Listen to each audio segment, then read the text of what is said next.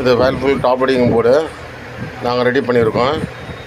இந்த மாதிரி எல்லாம் டாப் லோடிங் போர்டும் பக்காவாக ரெடி பண்ணி கொடுத்துருவோம். இந்த மாதிரி மோட்ரு போட்டு ஃபுல் ஒயரிங் பண்ணி பக்காவாக செக் பண்ணி கொடுத்துருவோம். நம்ம கடை திருப்பத்தூர் மார்க்கெட் ஆப்போசிட்டில் இருக்க 40 years எக்ஸ்பீரியன்ஸு.